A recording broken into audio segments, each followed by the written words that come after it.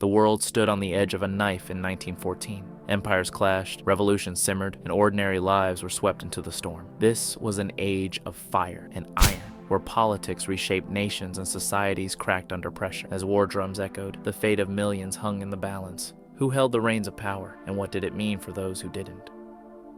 So move to the topic. The summer of 1914 was deceptively peaceful. In the grand cafes of Vienna, politicians debated, artists thrived, and the working class toiled in factories, unaware that their world was about to shatter. On June 28th, a single gunshot in Sarajevo changed everything. Archduke Franz Ferdinand, heir to the Austro-Hungarian throne, lay dead, assassinated by a young Bosnian revolutionary. Diplomats scrambled, alliances tightened, and within weeks, Europe was at war. But this was no ordinary conflict. It was a war of empires.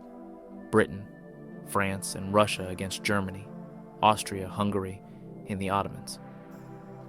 Leaders promised victory by Christmas. They were wrong.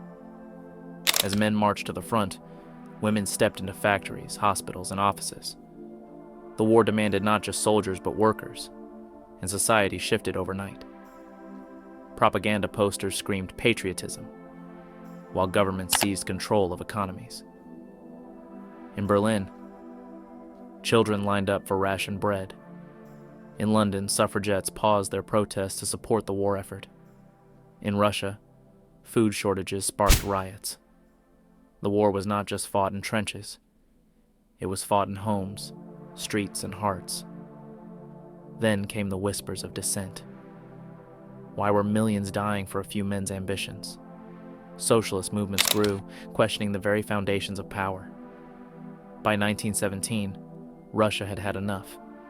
Years of war, starvation, and corruption exploded into revolution. The Tsar fell. The Bolsheviks rose. Lenin promised peace, land, and bread.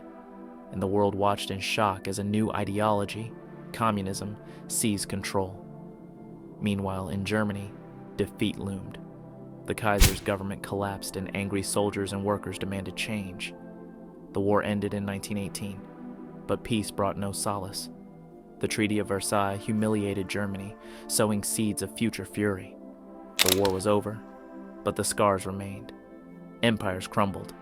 Austria-Hungary dissolved, the Ottomans fell, and new nations emerged from the ashes. Yet the victors faced unrest too. Strikes, uprisings, and economic chaos plagued Europe. And in the shadows, new forces stirred. Men with bold promises and ruthless ambitions watched, waiting for their moment.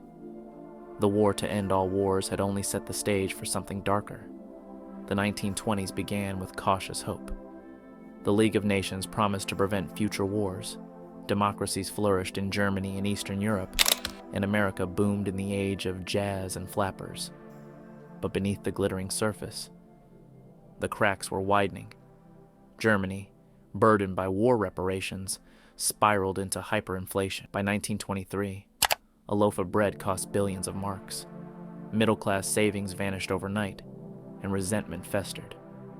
Meanwhile, Italy, frustrated by its meager post-war gains, turned to a fiery orator named Benito Mussolini, who promised strength through dictatorship. In smoky beer halls and underground meetings, new movements gained power. In Russia, Stalin tightened his grip, purging rivals and forcing peasants into collective farms. In Germany, a failed painter named Adolf Hitler raged against the Treaty of Versailles, blaming Jews and communists for Germany's shame. His Nazi party, once a fringe group, grew stronger with every economic crisis. Then, in 1929, the Wall Street crash shattered the illusion of prosperity. The Great Depression spread like a plague. Factories closed, unemployment soared, and despair became fertile ground for extremism. Governments collapsed under the weight of crisis. In Spain, civil war erupted between Republicans and Franco's fascists, becoming a battleground for foreign ideologies. Britain and France, weary and divided, hesitated to act as dictators grew bolder. Hitler, now Chancellor of Germany, dismantled democracy piece by piece. The Reichstag burned, dissent was crushed, and the Nuremberg laws stripped Jews of their rights.